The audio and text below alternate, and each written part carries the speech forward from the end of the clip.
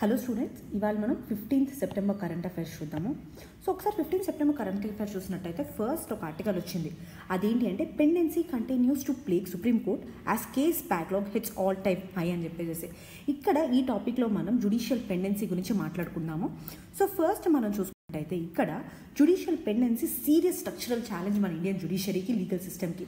దాదాపు 5.1 crore cases అనేవి పెండింగ్లో ఉన్నాయి across all the courts.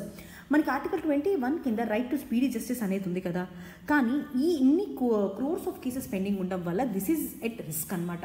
So ఒక్కసారి సుప్రీంకోర్టులో పెండింగ్ కేసెస్ ఎన్ని ఉన్నాయో చూసుకున్నట్టయితే యాజ్ ఆఫ్ September 2025 మనం పెండింగ్ కేసెస్ కనుక చూసుకున్నట్టయితే సుప్రీంకోర్టులో 88,417 కేసులు పెండింగ్ ఉన్నాయి. అందులో సివిల్ వచ్చేటప్పటికి 69,000, క్రిమినల్ 18,000 కేసులుగా ఉన్నాయన్నమాట. And new filings versus disposal అంటే కొత్తగా ఫైల్ అవుతున్నాయి అండ్ డిస్పోజ్ అవుతున్న కేసెస్ చూసుకున్నట్టయితే ఇప్పుడు August 2025 data 7,080 new cases file అయితే ఓన్లీ 5,600 కేసెస్ మాత్రమే డిస్పోజల్ రేట్ ఉందన్నమాట.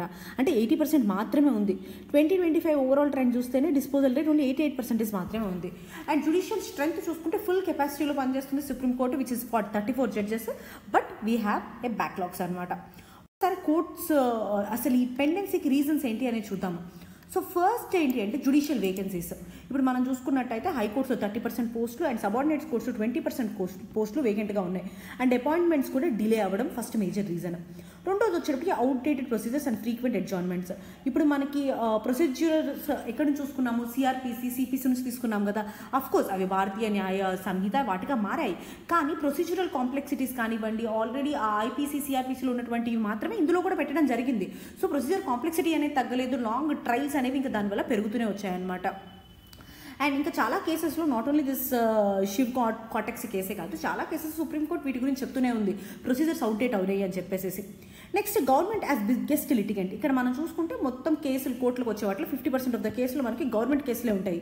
అండ్ ఇంకొకటి రొటీన్ అపీల్స్ డిలేస్ ఈ గవర్నమెంట్ కేసెస్లో అవ్వడము, ఇది ఎక్కువగా పెండెన్సీకి దారితీస్తుంది అనమాట. నెక్స్ట్ వచ్చేటప్పటికి inefficient case and time management. ఇప్పుడు లిస్టింగ్ చేసేటప్పుడు కానీ, ప్రయారిటైజ్ చేసేటప్పుడు కానీ, ఆ ట్రాకింగ్ చేసేటప్పుడు కానీ కరెక్ట్గా డిజిటల్గా చేయలేకపోవడం వల్ల బ్యాక్లాగ్ అనేది పెరుగుతుంది. నెక్స్ట్ వచ్చేటప్పటికి ఇన్ఫ్రాస్ట్రక్చర్ డెఫిసిట్. ఇక్కడ కోర్ట్ రూమ్స్ తక్కువగా ఉండడము, డిజిటలైజేషన్ చాలా వీక్గా ఉండడము, స్టాఫ్ షార్టేజ్, ఇవన్నీ ఇన్ఫ్రాస్ట్రక్చర్ డెఫిసిట్ కింద వస్తుంది అనమాట. ఇది మనకి జస్టిస్ రామచంద్రన్ కమిటీలో కూడా హైలైట్ చేయడం జరిగింది. ఇంకోటి అండర్ ట్రయల్స్ అండ్ దాంతో ఉంటారు వాళ్ళకి అండర్ ట్రయల్స్ ఉండడం జరిగాయి. సో ఇవన్నీ క్రిమినల్ పెండెన్సీ అనేది ఇంకొక మేజర్ ప్రాబ్లం. సో ఇక్కడ 70% ఆఫ్ ద ప్రిజన్ ఇన్మేట్స్ రీజన్స్గా ఉన్నాయి మనకి జుడిషియల్ పెండెన్సీకి. ఇప్పుడు జుడిషియల్ పెండెన్సీ యొక్క ఇంపాక్ట్ ఏంటి?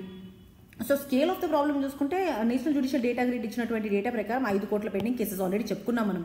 So first constitutional impact. మనకి article 21 right to life and liberty, అలాంటి ఆర్టికల్స్ వైలేట్ అవుతాయి అనమాట. ఫర్ ఎగ్జాంపుల్ మనకి Hussainara Khatoon versus Union of India కేసులో ఈ స్పీడీ ట్రయల్ అనేది చాలా ఇంపార్టెంట్, అదొక ఫండమెంటల్ రైట్ అని రికగ్నైజ్ చేయడం జరిగింది కదా. సో దానివల్ల రూల్ ఆఫ్ లా కూడా వీకెన్ అవుతుంది. జుడిషియల్ మీద ఉన్నటువంటి ట్రస్ట్ కానివ్వండి, లేకపోతే గవర్నెన్స్ మీద ఉన్నటువంటి స్టెబిలిటీ కానివ్వండి దెబ్బతింటాయి అనమాట. అదే కాన్స్టిట్యూషనల్ అండ్ లీగల్ ఇంపాక్ట్. రెండోది వచ్చేప్పటికి సోషల్ అండ్ లీగల్ ఇంపాక్ట్. ఇక్కడ ప్రిజన్స్, ఇప్పుడు ఫర్ ఎగ్జాంపుల్ మనకి జుడిషియరీ సరిగ్గా వర్క్ చేయట్లేదు అనుకోండి, తొందరగా కేసెస్ రావట్లేదు, ఈ బ్యాక్లాగ్ వల్ల చాలామంది ప్రిజనర్స్ అండర్ ట్రయల్స్లో ఉండిపోతారు కదా. అంటే చాలామంది అందులో నిజానికి వాళ్ళకి న్యాయం రాక, వాళ్ళు తప్పు చేయకపోయినా సరే జైల్లోనే ఉండాల్సి వస్తుంది. ఫస్ట్ దానికి major problem overcrowded prisons. 75% of the prisoners under ట్రయల్స్లోనే ఉన్నారనమాట.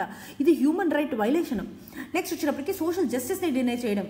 ఫర్ ఎగ్జాంపుల్ ఇప్పుడు ఎస్సీ ఎస్టీస్ మీద కానివ్వండి, ఉమెన్ కానివ్వండి, మైనారిటీస్ మీద కానీ అట్రాసిటీస్ ఉన్నాయనుకోండి, ఈ డికెట్స్ మనం కేసుని డ్రాగ్ చేస్తుంటే వాళ్ళకి న్యాయం ఎప్పుడు వస్తుంది? అండ్ దాంతోపాటు ఇంకొకళ్ళు ఆ పని చేయకుండా ఉండాలి అనే డిటరెన్స్ కూడా ఎలా వస్తుంది? సో రెండు మేజర్ ప్రాబ్లమ్స్. నెక్స్ట్ చూసుకున్నట్టయితే ఎకనామిక్ అండ్ బిజినెస్ ఇంపాక్ట్. ఇక్కడ దాదాపు జుడిషియల్ డిలేస్ వల్ల ఎంత % జీడీపీ నష్టమో తెలుసా? 1.5% ఆఫ్ ద జీడీపీ నష్టం యాన్యువల్గా ఇండియాకి. అండ్ ఇన్వెస్టర్ కాన్ఫిడెన్స్ కూడా తగ్గుతుంది, దాంతోపాటు ఈజ్ ఆఫ్ డూయింగ్ బిజినెస్ కానివ్వండి, ఎఫ్డీఐ ఇన్ఫ్లోస్ కానీ తగ్గుతాయి.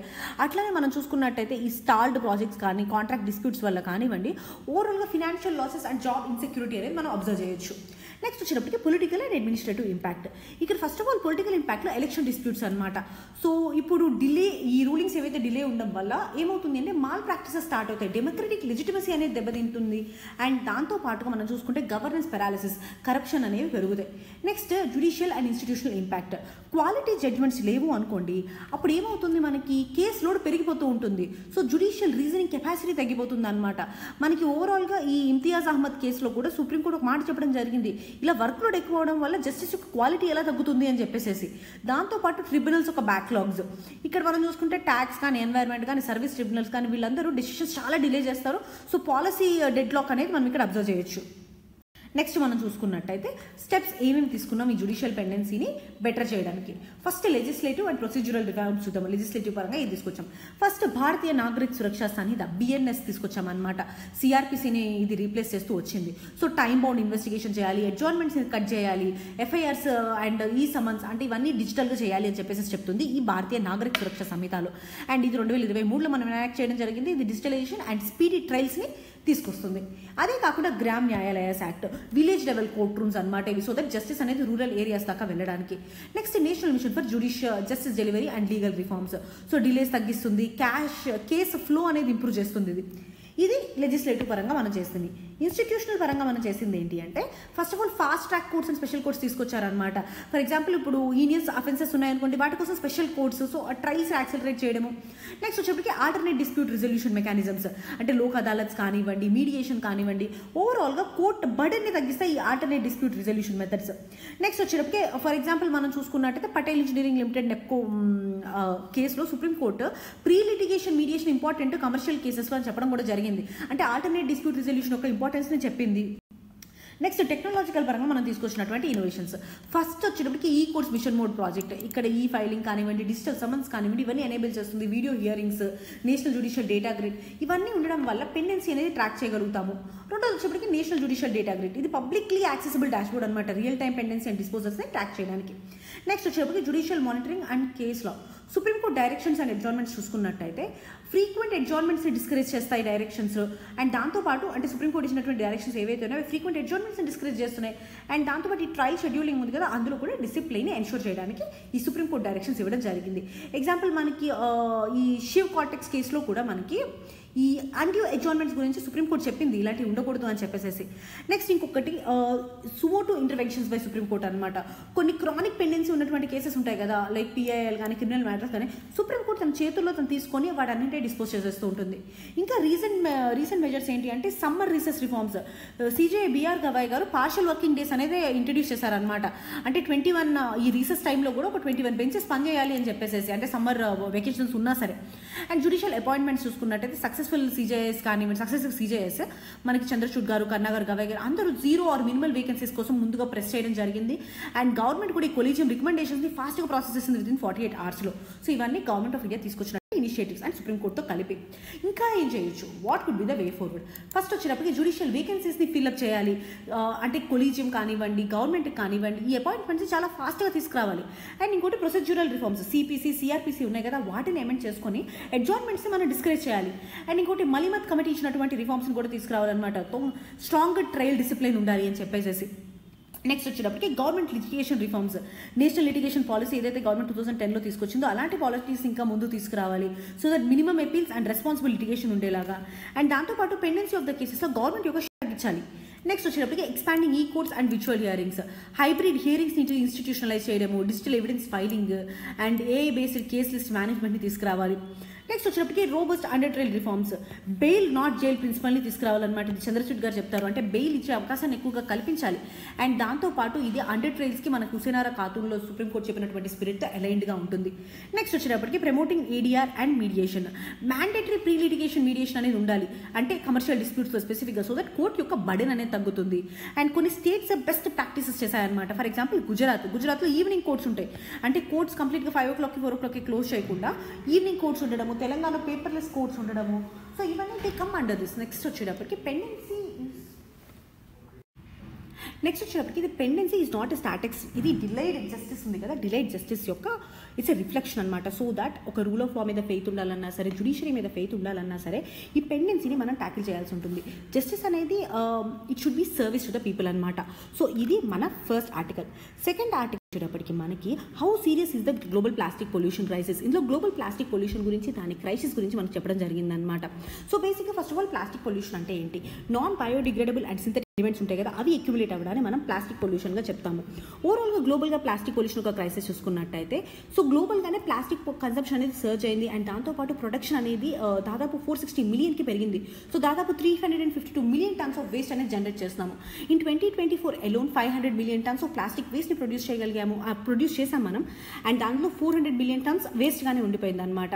సో ఎట్ దిస్ స్పేస్ మనం వెళ్ళినట్టయితే 2060కి 1.2 బిలియన్ ప్లాస్టిక్ వేస్ట్ అనేది తీసుకుంటాము. And around 11 million tons every year ఓషన్స్లోకి ఎంటర్ అవుతుందన్నమాట. సో ఒక్కసారి ఇండియాలో ప్లాస్టిక్ వేస్ట్ చూసుకున్నట్టయితే టోటల్ షేర్ వచ్చేటప్పటికి plastic weight 10% of the waste జనరేటెడ్గా ఉంది. And single use plastics 50% of the place జనరేటెడ్గా ఉన్నాయి.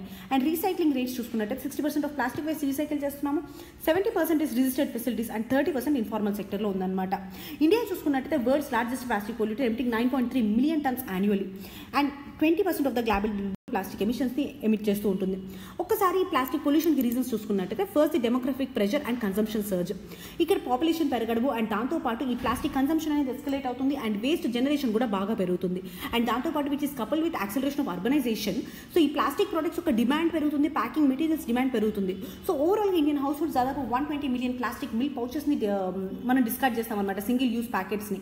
నెక్స్ట్ వచ్చేటప్పటికి deficient and inefficient waste management systems, coverage ఇన్ఎడిక్వేట్గా ఉండడము, దాంతోపాటు పూర్ సెగ్రిగేషన్ ఉండడం, ఓపెన్ డంపింగ్ ఉండడం అండ్ కలెక్షన్ డేటా ఇన్ఫ్లేటెడ్గా ఉండడం. ఫర్ ఎగ్జాంపుల్ ఇప్పుడు 80% మాత్రమే మనం కలెక్ట్ చేస్తాం, కానీ అక్కడ డేటా 95% ఉంటుంది. ఫర్ ఎగ్జాంపుల్ మనం చూసుకున్నట్టయితే రివర్స్లో తీసుకున్నటువంటి మాస్ డంపింగ్ థింగ్స్, ఇవన్నీ వీక్ వేస్ట్ మేనేజ్మెంట్కి ఉన్నాయన్నమాట. నెక్స్ట్ చూసుకుంటే ఓపెన్ ఎయిర్ బర్నింగ్, దాదాపు 5.8 million tons of plastic waste యాన్యువల్గా బర్న్ చేయడం జరుగుతుంది. దీనివల్ల టాక్సిక్ పొల్యూటెంట్స్ అనేవి రిలీజ్ అవుతూ ఉంటాయి. నెక్స్ట్ వచ్చేప్పటికి unregulated informal recycling. Informal sector manages large share of the plastic waste. So out side the formal systems మనం ప్లాస్టిక్ వేస్ట్ అనేది ఇన్ఫార్మల్ సెక్టర్ ఎక్కువ ట్యాకిల్ చేస్తూ ఉంటుంది అనమాట. ఓవరాల్గా పొల్యూషన్ అసెస్మెంట్ని ఇదే హ్యాంపర్ చేస్తుంది. నెక్స్ట్ వచ్చేటప్పటికి ఈ ప్లాస్టిక్ వేస్ట్ ఏదైతే ఉందో దాన్ని మిస్ట్రీట్ చేయడం వల్ల వచ్చేటటువంటి ఇష్యూస్ ఏంటి అని చూద్దాం. ఫస్ట్ ఎన్వైర్మెంటల్ డిగ్రేడేషన్ అండ్ దాంతోపాటు ఎకోసిస్టమ్ డిస్రప్షన్. ప్లాస్టిక్ ఏదైతే ఉందో వాటర్ వేస్ట్ని బ్లాక్ చేస్తుంది. సో దీనివల్ల ఫ్లడ్స్ వస్తాయి అండ్ దాంతోపాటు మెరైన్ హ్యాబిటాట్స్ కూడా పొల్యూషన్కి గురవుతాయి అనమాట. ఈ ప్లాస్టిక్ని ఇంజెక్షన్ చేయడం వల్ల హార్మ్ అనేది ఎక్కువగా ఉంటుంది, అది కూడా స్పెసిఫిక్గా అక్వాటిక్ యానిమల్స్కి అండ్ బయట ఉన్నటువంటి బర్డ్స్కి కూడా. For example supreme court Ashok Kumar versus Union of India కేసులో ఈ ప్లాస్టిక్ డంపింగ్ని క్రిటిసైజ్ చేయడం కూడా జరిగింది. నెక్స్ట్ వచ్చేటప్పటికి public health hazards. Micro plastics ఏవైతే ఉంటాయో అవి ఫుడ్ అండ్ దాంతోపాటు వాటర్ చైన్స్ని కంటామినేట్ చేస్తాయి.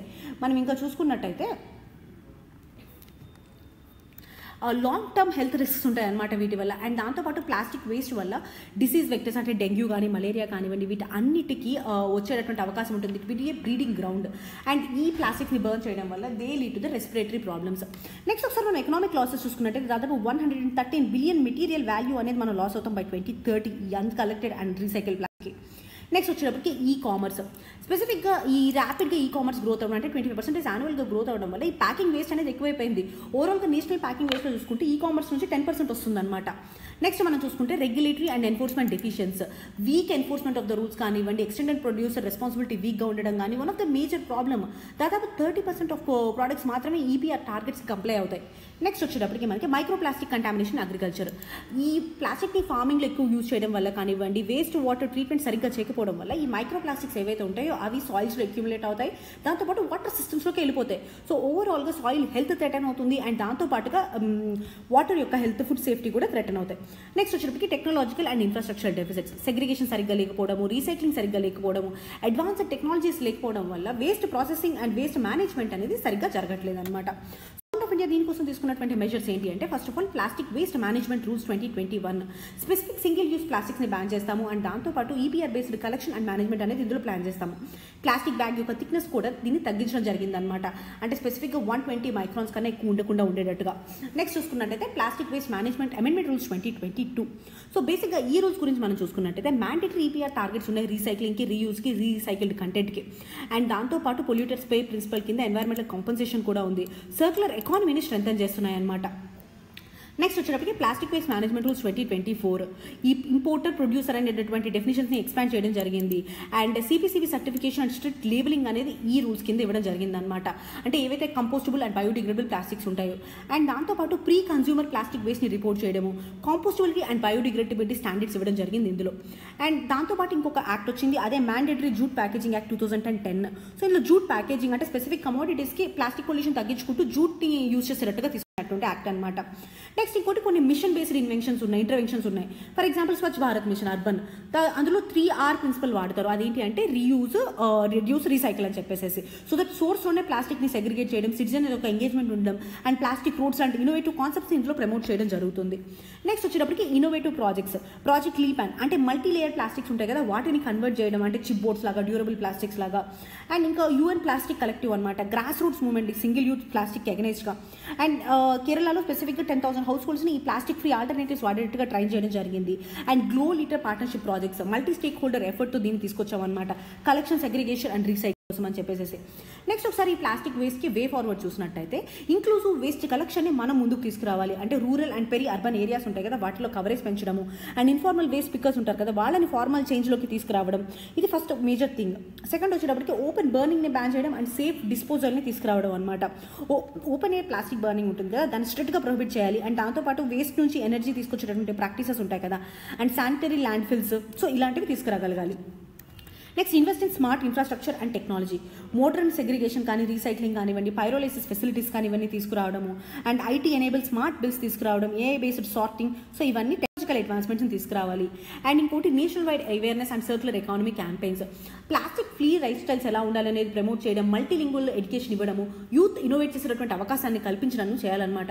ఎగ్జాంపుల్ చూసుకున్నట్టయితే బెంగాల్లో సోబుజ్ బాహిని అని చెప్పేసి ఒక ఇనిషియేటివ్ అనమాట, చిల్డ్రన్ కమ్యూనిటీ సెన్సిటైజేషన్ ప్రోగ్రామ్స్ వాటిని లీడ్ చేస్తూ ఉంటారు ఇక్కడ.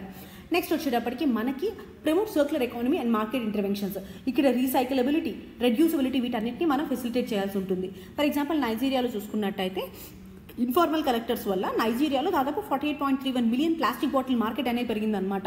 అట్లానే global cooperation, global plastic treaty లాంటి వాటిని సపోర్ట్ చేయడము అండ్ ఇంటర్నేషనల్ స్టాండర్డ్స్తో బైండింగ్ అయి ఉండాలి. ఒకసారి ఓవరాల్ కంక్లూజన్ చూసుకున్నట్టయితే ప్లాస్టిక్ పొల్యూషన్ అనేది ఇండియాలోనే కాదు ఓవరాల్గా వరల్డ్ ఇట్స్ గ్రోయింగ్ క్రైసిస్. ఇండియాలో చూసుకుంటే స్పెసిఫిక్గా 9.3 మిలియన్ టన్స్ యాన్యువల్గా మనం ప్లాస్టిక్ని we're releasing it into the environment. So దీన్ని ట్యాకిల్ చేయడం వల్ల SDG 6 అండ్ SDG 13 ఈ రెండింటిని మనం తీసుకోగలిగినటువంటి అవకాశం కల్పిస్తుంది అనమాట. సో మనం నెక్స్ట్ ఆర్టికల్ చూసుకున్నట్టయితే centre reopens PLI scheme for white goods still October 14 cites market growth, production linked incentive scheme గురించి చెప్పడం జరిగింది. ఒక్కసారి ప్రొడక్షన్ లింక్డ్ ఇన్సెంటివ్ స్కీమ్ గురించి చూసుకున్నట్టయితే యూనియన్ గవర్నమెంట్ ఈ PLI స్కీమ్ ఏదైతే ఉందో అది మనకి అక్టోబర్ 14, 2025 తర్వాత ఈ స్కీమ్ అప్లికేషన్ విండో ఇచ్చిందనమాట, మళ్ళీ రీఓపెన్ చేసి సెప్టెంబర్ 15 నుంచి అక్టోబర్ 14 వరకు. స్పెసిఫిక్గా వైట్ గుడ్స్ అంటే ఏంటి, air conditioners, LED bulbs, so వీటన్నిటిని వైట్ గుడ్స్ అని పిలుస్తారు. ఫ్రిడ్జెస్ ఎందుకు వైట్ గుడ్స్ అంటారంటే ఇనీషియల్లీ వీటికి కలర్స్ వేసేవాళ్ళు కాదు, ఇనీషియల్లీ వైట్ కలర్లో ఉంటాయన్నమాట ఇవన్నీ, ఏసీలు కానివ్వండి, LED లైట్లు కానీ, ఫ్రిడ్జెస్ కానీ. సో అందుకని చెప్పి ఇనీషియల్గా వాళ్ళు అప్పట్లో వైట్ గుడ్స్ అని పిలిచేవాళ్ళు. సో వీటిని వైట్ గుడ్స్ అంటాము. సో ఈ వీటికి మార్కెట్ గ్రోత్ ఉంది అనే ఉద్దేశంతో మళ్ళీ PLI స్కీమ్ని ముందుకు తీసుకురావడం జరిగింది. ఓవరాల్గా 84 అప్లికేషన్స్ వచ్చాయి. సో దీనివల్ల ఇంపోర్ట్ డిపెండెన్స్ తగ్గుతుంది అండ్ డొమెస్టిక్ మ్యానుఫ్యాక్చరింగ్ పెరుగుతుంది. సో ఈ కాంటెక్స్లో మనం ఒకసారి PLI స్కీమ్ గురించి చూద్దాం. So first of all PLI scheme అంటే ఏంటి, ప్రొడక్షన్ లింక్డ్ ఇన్సెంటివ్ స్కీమ్ అనమాట. 2020లో దీన్ని లాంచ్ చేయడం జరిగింది. ఇది యూనియన్ గవర్నమెంట్ యొక్క ఫ్లాగ్షిప్ ఇనిషియేటివ్, డొమెస్టిక్ మ్యానుఫ్యాక్చరింగ్ సెక్టర్ని బూస్ట్ చేయడం అండ్ దాంతోపాటు ఇంపోర్ట్ డిపెండెన్సీని తగ్గిస్తుంది అండ్ ఇన్వెస్ట్మెంట్స్ కూడా అట్రాక్ట్ చేస్తుంది, make in India as part of this global value chains. So first of all PLI స్కీమ్లో మొత్తం 14 సెక్టర్స్ ఉంటాయన్నమాట, ఎలక్ట్రానిక్స్, ఫార్మాస్యూటికల్స్, టెక్స్టైల్స్, ఆటోమొబైల్స్. ఒకసారి PLI స్కీమ్ అసలు ఎందుకు తీసుకొచ్చాము, అసలు రీజనల్ ఏంటి చూసుకున్నట్టయితే మ్యానుఫ్యాక్చరింగ్ సెక్టర్ యొక్క కాంపిటేటివ్నెస్ పెంచడానికి. సో దట్ ఫర్మ్స్ ఎప్పుడైతే ఇన్సెంటివైజ్ చేస్తామో డైరెక్ట్గా ఫినాన్షియల్ సపోర్ట్ అలాంటివి ఇవ్వడం ద్వారా ప్రొడక్షన్ అండ్ సేల్స్ అనేవి పెరుగుతాయి.